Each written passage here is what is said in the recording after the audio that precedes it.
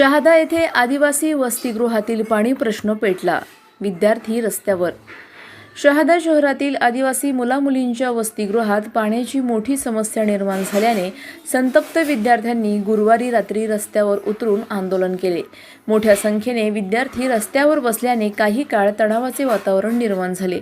वसतिगृहात पाण्याची पुरेशी व्यवस्था होत नसल्याचा आरोप करत विद्यार्थ्यांनी आमच्या मागण्या पूर्ण करा अशा घोषणा देत प्रशासनाचे लक्ष वेधले.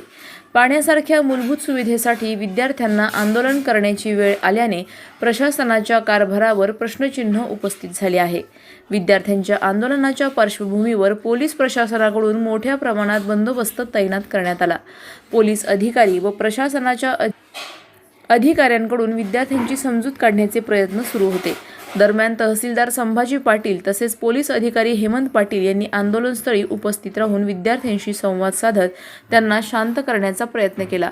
मात्र जोपर्यंत पाण्याची समस्या सोडवली जात नाही तोपर्यंत आंदोलन सुरू ठेवण्याच्या भूमिकेवर विद्यार्थी ठाम असल्याचे दिसून आले. वसतिगृहातील पाण्याचा प्रश्न तातडीने सोडून विद्यार्थ्यांना मूलभूत सुविधा उपलब्ध करून द्याव्यात अशी मागणी यावेळी विद्यार्थ्यांनी केली. सलाउद्दीन लोहार, नंदुरबार, न्यूज 24. कोणी कारवाई करत नाही. तुम्हाला कोण सांगितलं हे कोणते चुकीचं आहे? तुम्हाला तुमचे प्रॉब्लेम सॉल्व्ह करायचे का हे करायचंय?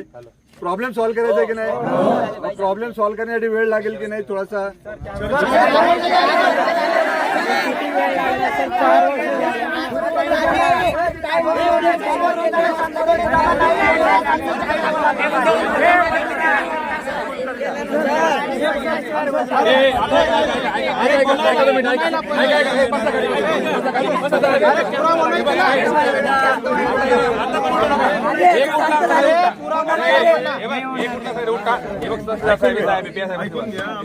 शब्दावर विश्वास ठेवा.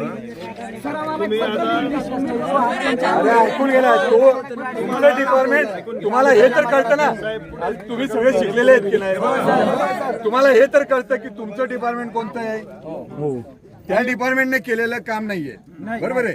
त्या डिपार्टमेंटने तुम्हाला 3-4 वर्ष झाले काम केलेलं नाही.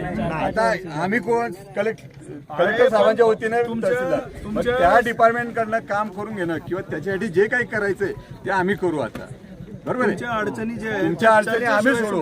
तुमच्या डिपार्टमेंटने जरी नाही सोडवल्या चर्चा आम्हाला करावी लागेल ना, तुमच्याशी बोलावं लागेल. तुम्ही बोलणार नाही तर कसं काय अडचणी? तुम्ही जर बोलणार नाही, तुमच्या ज्या अडचणी आहेत ना, तुम्हाला हे तर कळतंय ना की त्याच्यासाठी वेगळं डिपार्टमेंट आहे तुमचं. त्या डिपार्टमेंटने केलेलं काम कोण करेल आता? तहसीलदार साहेब आहे, तहसीलदार साहेब येत ठीक आहे. मुलांचे वसतिगृह शहादा येथील विद्यार्थी आहेत. सर, मागील 1-2 वर्षापासून आमचा पाण्याचा विषय आहे, म्हणजे समस्या आहे की ज्याच्यावरती आम्ही वारंवार प्रशासनाला तक्रार अर्ज लिहितो, पण त्याच्यावरती काही तोडगा काढत नाही. म्हणजे आम्हाला पाणी उपलब्ध करून देत नाही. आता पाण्याची टाकी आहे परंतु तितके त्यापैकी 500 लिटरचं पाणी आहे सर. मुलांची संख्या जास्त असल्या कारणाने आम्हाला ते पाणी पुरेसा पडत नाही. किती मुलं आहे तिथं? सर, प्रत्येक 500 क्षमताचे एक बिल्डिंगचे मुलं 500 क्षमताचे आहे सर. 1000-1200 मुलं राहतात सर, सर्व मुलं मुली मिळून. त्याच्यात आम्हाला जे नगरपालिकेकडून जे पाणी पुरवलं जातं ते पाणी आम्हाला पुरेसं नाही आहे. तर आम्ही वारंवार प्रशासनाला अर्ज वगैरे लिहितो की आम्हाला ते पाण्याची सोय करून द्या, परंतु प्रशासन याकडे लक्ष देत नाही. त्याच्यामुळे आम्हाला आज रॅली काढून आज आम्हाला निघावं लागलं. कालपासून आमच्या वसतिगृहात पाणी नाही आहे. मुलं जेवण जसं केलं तसं हात धुवायला आणि ताट धुवायला पाणी प्लेट घेऊन आले जसे कंडिशन आहे, वारंवार होते पण आम्हाला यावरती आम्ही वारंवार प्रशासनाला विनंती केली आणि आम्हाला त्याच्यावरती पण केले. रात्री पाणी लागतंय सर. अपरात्री आता आम्हाला तिथं पाणी अवेलेबल नाही, मग ते आम्हाला अपरात्रीचे पाणी मागण्यासाठी निघावं लागलंय ना सर. तुमच्या अडचणी आहे ना, पाण्याची अडचण आहे ना, कालपासून पाणी नाहीये.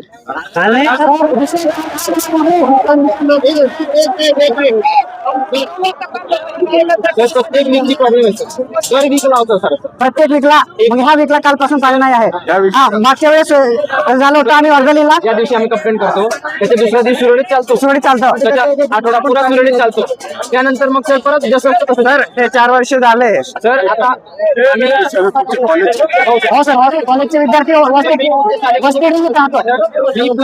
विद्याप्रसारक मंडळ कॉलेज फार्मसीचे विद्यार्थी आहे सर. माझे 4 वर्षाची डिग्री पूर्ण व्हायला आली आहे सर. पण तरी या पाण्याच्या विषयाला 4 वर्षापासून आम्ही सेम प्रॉब्लेम फेस करतोय सर. 4 वर्ष झाली तरी आम्ही त्याबद्दल काही बोललो नाही सर. पण आज आम्हाला अपरात्री पाणी अवेलेबल नाही सर. आता मला एक सांग, तिथं पाण्याच्या टाक्या आहेत, पाण्याच्या टाक्या पण त्याच्यात पाणी नाही सर. ऐकतो का? तुझ्या तिथं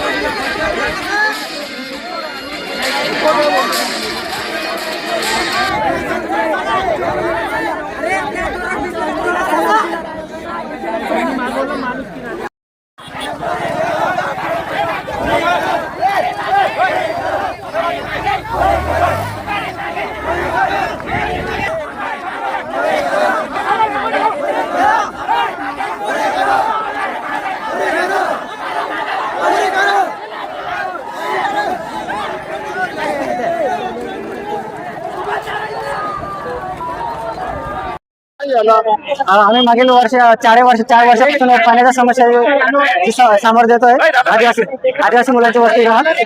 तरी वारंवार प्रशासनाला आम्ही पाण्यासाठी विनंती करतो, उपलब्ध करून देण्यासाठी विनंती केली, परंतु त्याच्यावरती कोणतीही कारवाई होत नाही आणि आम्हाला पाणी उपलब्ध करून दिलं जात नाही. आणि रात्री बेरात्री मुलं पाण्यासाठी भटकतात सर. त्यासाठी आम्हाला पाणी तसंच आमची विविध मागणी पूर्ण झाल्या पाहिजे, त्यासाठी आम्ही आज निघालो सर. आयुक्तला जाऊ सर नाशिकला, पण जाणवू सर.